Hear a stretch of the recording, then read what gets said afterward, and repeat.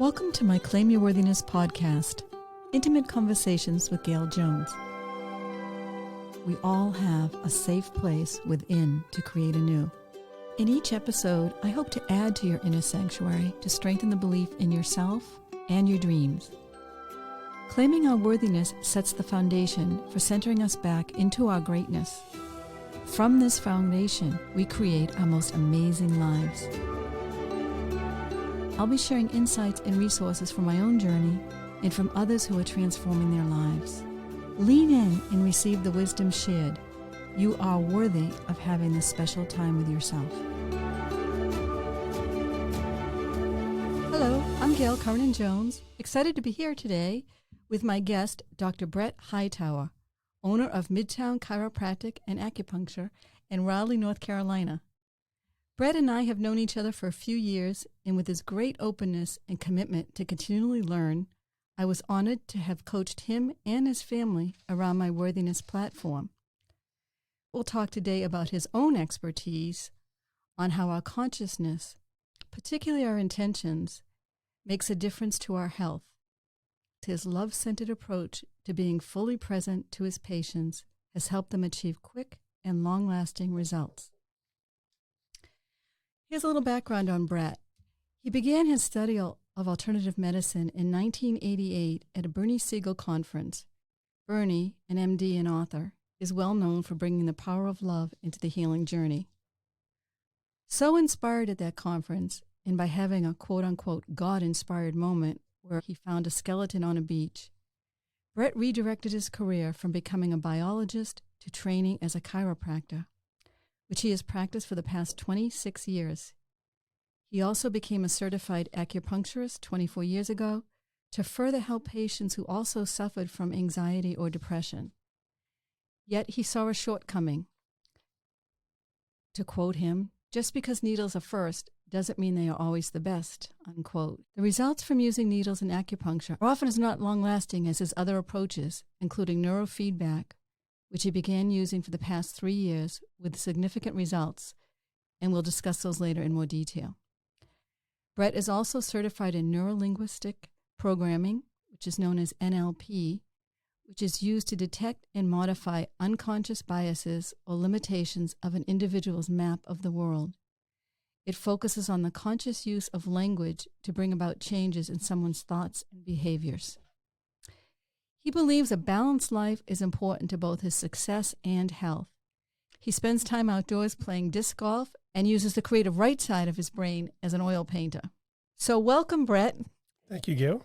Before we go deep into sharing how you help patients bring their hearts and minds into the healing journey, please share with us a story or an insight about reclaiming your own worthiness. Yeah, it's interesting to hear you go through the trajectory of my career that way. You would think that worthiness would be an abundant concept within somebody who did all that. But however, that's not necessarily the case, and certainly wasn't for me. First, let me say that working with you was a godsend for me and my family. We enjoyed it very much.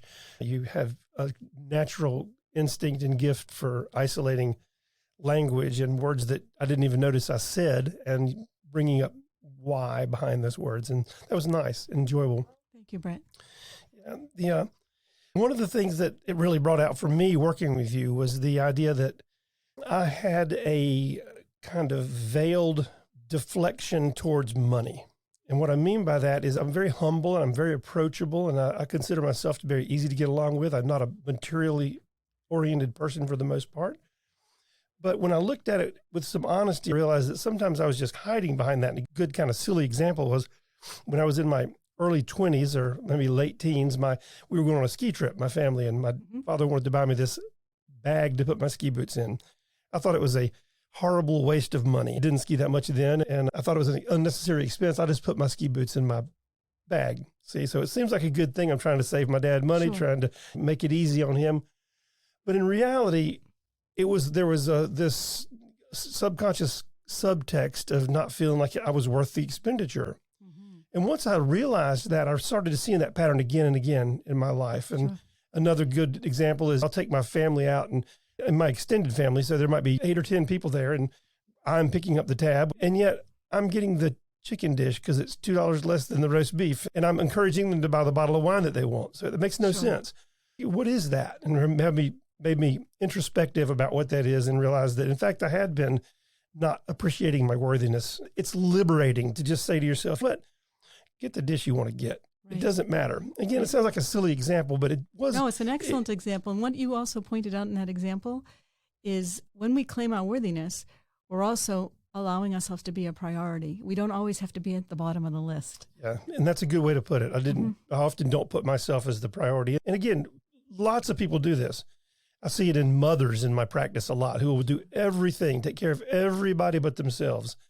They'll bring their child in, but they won't let themselves be seen. That's an excellent example. So let's just talk a little bit about how your renewed sense of worthiness may relate in any way to the work you do now. Is there any way now that you have a greater sense of worthiness that has changed your practice or interacting with your patients? Yeah, that chiropractic and I guess most professions like chiropractic is full of a seminar industry, and that is there are gurus who will tell you how to run your practice more efficiently and how to make more money. And when I was younger, I fell for those things quite a bit and would try to model my practice based on what somebody was telling me I should do.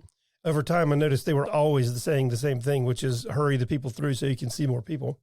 And for me, that's not what I'm about. I wanted to really take more time, and I'm about enjoying it and keeping my practice healthy and happy for the long run, not trying to maximize short-term profit. I have learned to accept that the way I do it, even though according to the gurus, I do everything wrong, it works for me and it works for my patients. And my Blue Cross Blue Shield stats bear out that I get people well quicker than most doctors and for much less money than most. So part of your worthiness that you're bringing to your practice is honoring your own wisdom versus those of quote unquote experts. Yeah. Just relax and do what comes naturally, follow the love and let it go. It's an excellent example. Let's just talk a little bit about the physical healing of the body. Let's talk a little bit more about how you got interested in bringing the mind in. And I believe you started with NLP before we get into neurofeedback. Yes. So tell us a little bit about NLP and what attracted you to that.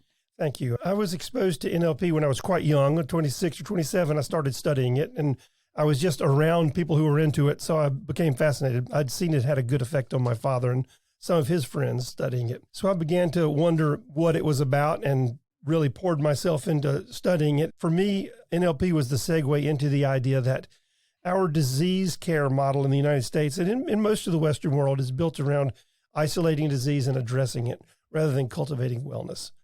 A good example would be if you take a high school or a college psychology class, what do they study? Neuroses and psychoses and the problems. And what NLP is about is the study of excellent communicators and people who are mentally very healthy. How do they do it? And so instead of always studying people that are broken down, why don't we study people who are very good at things and learn what they do? And so that really set my career on the path of learning how to be healthier rather than just avoiding or treating disease. Sure. So when you're working with a patient doing chiropractic care, you're incorporating NLP, but they don't necessarily know it. So can you give some examples of ways you're guiding a patient to reframe their thinking so that's more empowering when they have chiropractic care? Yeah, it happens all the time. And just for the record, I never mention NLP by name. Sometimes people have read it on my bio and they'll ask, but it doesn't further the relationship to mention it because people get a little nervous about it sometimes. And all NLP is the recognition that our language reflects our subconscious thoughts and gives a gateway into how we're working behind the scenes. A perfect example is people will come in and they'll say, I have a bad back. Well, that's what's called a nominalization. It's taking an active process, which is back pain, and making it a stuck state, like it's never going to change. I have a bad back. It's done. Door closed. End of discussion. And that is not helpful. It's much easier. Now, you can't lie. You can't say to yourself, my back is pain-free when it's not, when you have back pain. But you can learn to say things like, sometimes my back hurts me more than others. And eventually you might be able to tell yourself, I'm confident that my back pain is eventually going to resolve. And just by learning to say those things, it opens the door in your consciousness and lets healing begin. Sure. Versus being stuck. So, but when a patient comes to see you, you're doing the reframing for them because they don't know that. So you'll help them see the possibilities of their body's innate ability to heal versus them feeling stuck. That's correct. I just point out to them, don't think about it that way. Think about it like this. Okay. Excellent. Well, let's talk a little bit more about neurofeedback, which you got trained in later in life. And what led you to train into this technique beyond being a chiropractor, an acupuncturist, and using NLP? A lot of things. What's happened, one of the interesting things that's happened during the course of my career is we've elucidated the mechanism of acupuncture. People used to say, how does acupuncture work? And we'd say, we don't know, but it works. Well, now we do. And that's changed everything. So I like to say, just because needles were first doesn't mean needles are best. There's other ways to do things. And what really got me interested in neurofeedback in particular was some of the psychological issues that people would come to me for, like depression or anxiety or insomnia. They would be helpful with acupuncture, but needle acupuncture, classic traditional acupuncture, Sure. but not for very long. And so I rarely found somebody that said, I was fixed of my depression by the acupuncture. So I thought there's got to be a better way to do it. So it's just a temporary fix when you use needles? That's your in those feeling? examples, I think so. Okay. Not always, of course, Okay. but in those examples, I think they are. And so particularly with psychological issues, I thought there's got to be a better way to do it. In the last 10 or 15 years, neurofeedback has come a long way. The establishment of a normative database, so we know what your brain should be doing when, and the power of personal computing is so much better that you don't have to go to the Mayo Clinic or someplace like that to have it done. You can do it in an office like mine. So can you define neurofeedback, like for people that don't understand what that is, especially because it's so new? Yeah, neurofeedback is a mechanism by which your brain becomes aware of what it's doing. That's the feedback loop. It's biofeedback pertains to the body, like heart rate would be a good example, Sure. Heart rate modulation. Neurofeedback is about the brain, the neurology. And so what happens is you come in, we map the brain, so we figure out what each part of your brain is doing. And So do you have attached to a computer? yeah, for the initial mapping, you have a skull cap on with 12 electrodes, Okay. and they're measuring your brain at different positions, doing different brainwave frequencies. And then from there, you come in and you treat. And what happens when you treat is you watch television, Netflix. The computer is watching your brainwave patterns. And let's say you have anxiety, which tends to be too much beta activity in the left frontal hemisphere. Okay. And so the computer recognizes that you're having too much left frontal beta, and it, quote unquote, punishes you by making it so you can't hear the TV or see it very well. Really? And then what the brain does in all situations when the brain is approached with a problem that it doesn't know how to solve, Mm-hmm. is it starts just trying, quite randomly, trying new options. And the computer recognizes that, and it rewards you for trying new patterns by turning the signal that's back up of the television sight and sound. So when it's creating a new pattern, is it that you've turned off the anxiety and now you get rewarded? Basically, yeah, that part of your brain is not in an anxiety pattern. Because it got punished, so it knows not to go there? Yeah, and there's what you need to understand about it, there's no zapping. We don't punish Thank you. you. There's no, I know, it they sounded don't- like the dogs when they go across the, Yeah, it's classical conditioning. So that's why I use punishment and reward. That's, Right. it's like So if it's not a zapping, what is it? it's just the system recognizes that you're stuck in a pattern of anxiety in our example, and makes it so that you can't watch the show.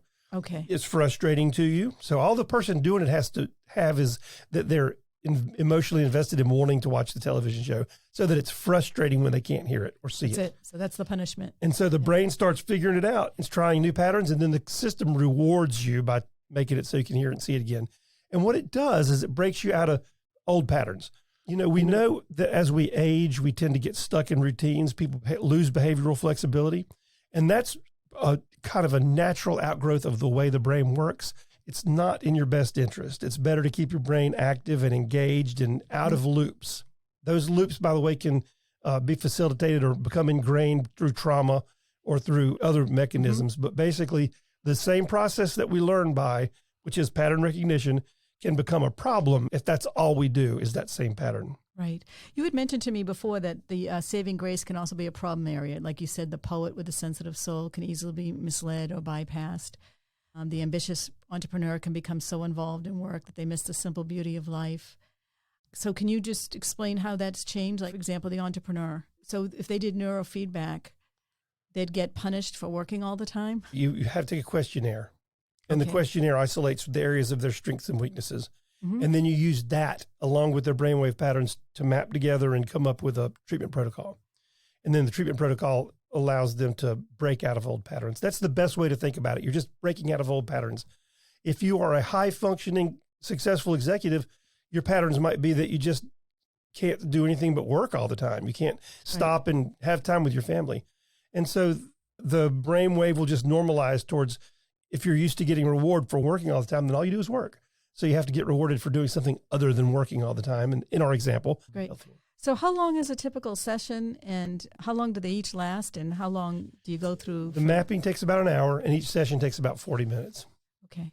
And usually it's about 30 treatments. So it's over several months. Yep. But you're changing the brain, really, right? Yep. And it's long lasting. That's the good thing about it. Those kind of changes, when you get kids with ADD or ADHD is a good example.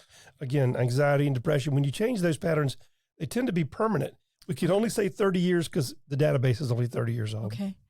The ADD or ADHD, typically, is that younger patients or? Yes, okay. In that example. Oh, so there's lots of adults with them. Yep. But what ages are you seeing mostly coming to you for this? It varies a lot based on the condition, but we have a lot of young NC State students who are having trouble coping with the workload, and they will come in and say, I'm just not getting it done, and it helps them.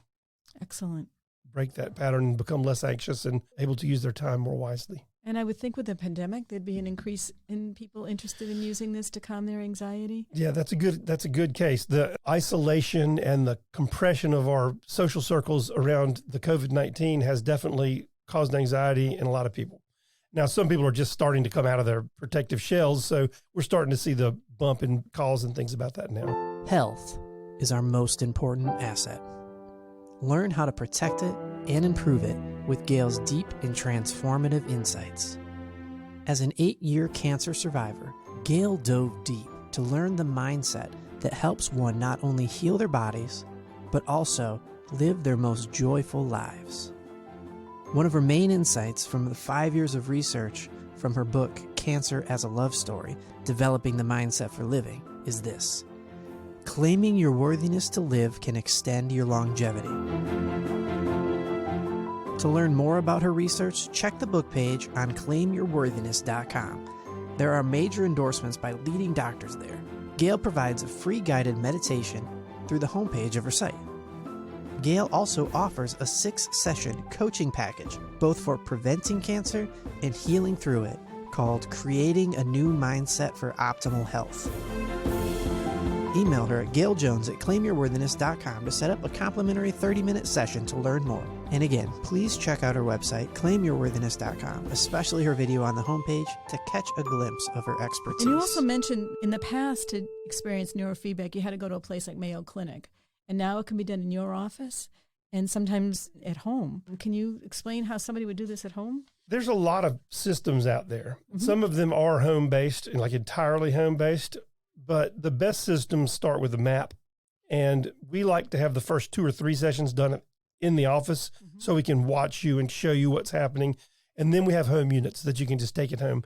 So you said it takes several months, but you can actually knock it out in about 6 weeks if you want to be aggressive at home. Study. Yeah. I would think it would be nice to have your support in the office. Yeah, especially at first. Now, some people who are real computer savvy, they might not have any trouble with it, but there's a little bit of technology involved in getting it all hooked up. And well, I definitely wouldn't be one of those. I would definitely want to be in the office. Can you elaborate? This is such a big part of your practice besides your tools and techniques. Can you elaborate on the power of love to heal and what vitalism, I don't think people are aware what that is, and how you bring the heart and brain into the healing journey? Sure. One of the more formative experiences I had was before I became a chiropractor, and I went to a chiropractor because I was interested in it. It was the big back of the book kind of practice, and I felt like a number, and I felt like they had no interest in me as a person. I felt horribly abused at the time, like it was just a disservice to me from what I was there for. Because they had to see so many clients an hour? Yeah, it just wasn't about me. It was about them getting plowing as many people through there as fast as they could. God bless them. They were doing what they thought was best. I'm sure they helped a lot of people, but for me, it felt like it was a violation of my trust in the sense that I'd gone there with questions and to investigate this field of chiropractic, and it just wasn't in their wheelhouse to be able to do that. But it was a very good experience for me in the end because it really colored the way I look at things and made me realize, why am I doing this? What is it about being a chiropractor that's attractive to me, or a healer? And I consider myself a doctor of drugless methods more than a chiropractor. I have a lot of tools in my chest. The chiropractic is the largest one, but there's a lot of them. That whole experience of being treated that way really opened my heart to practicing out of love. And that's what I do. I try to really, and I tell people right up front that I serve out of love. And of course, I've never been to a doctor who's told me that. It sounds, people look at you like you have 3 eyes sometimes, but it's helpful. And it matters because Healing is an interesting phenomenon. It requires a lot of things. They'd say it's hard to heal your family because you're not an expert. And that's one of the things I learned is you really want to connect with people, let them tell you what's going on in their lives, get to know them as people. And when you do, a lot of times little hidden variables will come up that they hadn't mentioned to you when they were just talking about their back pain. Sure. And sometimes people are going through quite a lot psychologically that colors their ability to heal. But I learned early to practice out of love. It is not the most profitable way to practice, but it is who I am, and it makes my practice what it is and healthy and happy. So I just want to share with you through my cancer journey, but Dr. Lisa Rankin, who wrote the book Mind Over Medicine, was a traditional MD and got off that path and became more into alternative. But one of the things she says in her book, which is really profound, is that she found that a lot of patients healed, not necessarily because of the tools or techniques, which were helpful in alternative medicine, because they felt seen, heard, and validated for the first time. It was a compassionate love care that helped them heal. Because when you do conventional, a lot of times the practitioners are mandated by how many patients they see an hour, where the alternative route, you usually have more time with your practitioner and you really listen to, and they can really hear underneath the surface, again, like you said, what the emotional issues are to the pain in the body. Yeah, you mentioned Bernie Siegel at the beginning, and that's what he was all about. His book was called Love, Medicine, and Miracles. Yes. And the 80s were an excellent time for Andrew Weil was coming up. Deepak Chopra was busting on the scene. There was a lot of great things happening. And I was privileged to be there for a lot of it or interested early in it. But yes, I do think that kind of set me on the journey too, the idea that we do have to serve out of love. And it matters that you connect with your patients. Now, there are things that have to be done. It's not all just, you can't just love people away. You have to do physical steps too, but it does help to know that your practitioner is coming from the heart. What is vitalism? Well, vitalism basically is the idea that we're not just a machine. The body is not just a machine. And if you're not used to thinking like this, most of the way traditional medicine treats the body is basically like a machine. It's not perfect, but it is accurate in a lot of cases. Like the kidney is a filtration system, the heart is a pump, all those things. That's true. And you can make a lot of positive and successful interventions looking at the body as a machine. But vitalism says we're really more than that, and that our intent matters. There's a spark of life that lies behind us. And this ties into the idea of quantum mechanics. Quantum mechanics tells us that at the most fundamental level, a reality is not as mechanistic or as predetermined as it seems to us. But if you look at it in most aspects of our lives, it doesn't really matter. Like you can get hit by a bus you never saw. Things can happen completely outside of your awareness because that probability collapses to 1. So in most cases, the fact that we live in a quantum mechanical universe doesn't make a lot of difference. However, when it comes to the mind and your ability to think and interact with your future, the quantum mechanical aspect is paramount. And the idea that you can change the reality, you can filter and create your reality by the thoughts that you have in your mind. Sure. That, again, you say, yes, sure, that's obvious to you, and it's obvious to me. But a lot of people, that's a very radical kind of thought. Right. The mind can train the body to heal. And you filter, by changing your thought patterns, you filter what you perceive, and you will actually alter the trajectory of your future, or you can. So you've said to me before, our consciousness makes a difference to our health. For those that are new to understanding the body's innate ability to heal or what consciousness is, can you explain what you mean by our consciousness makes a difference to our health? It's everything. It's very imperative that you learn to think of yourself as robust and healthy and vibrant and alive. So those are key: robust, healthy, vibrant, and alive. Exactly. 4 key concepts. And sometimes people who are interested in their health, for example, let's say you decide you want to go all vegan. That's great. The vegan diet's a wonderful thing.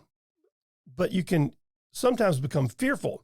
And you see this happen. People, oh no, there might have been some pesticides. There might have been some. And what I will try to point out to people is, you know what? You are vibrantly alive. If you eat a little pesticides, which you do, whether you want to or not, it's everywhere. It's okay. Your liver can handle it. Your body can handle it. And on a more mundane example, if you hurt your elbow playing tennis, instead of thinking, oh, I got a bum elbow. Oh, just think my elbow will heal itself. It's going to hurt for a couple of weeks, but it'll be okay. That little spark of the idea that you're not trapped, that your Right. body can change based on what you do and how you do it, allows a lot of healing to happen. Sure. And sometimes some of those injuries or illnesses are gifts to redirect our lives. And I know you talk a lot about, having balance and work and play and all of that. So I think health challenges are always a call to wake up, always. Now, whether you hear the call or not is another thing. And you have dealt with cancer. I have, fortunately for me, not. Mhm. And that is the ultimate wake-up call. And obviously, Absolutely. I read Cancer as a Love Story, your beautiful book, and it is clear that you heard it, the clarion call, and here you are. How many years later? 9. 9 years later. Yeah. Beautiful and vibrantly alive. Without drugs. Yeah. Are there any other tools and techniques you use or any other tips you have for us for COVID? So how would my approach that we've been talking about this last half hour or so approach COVID?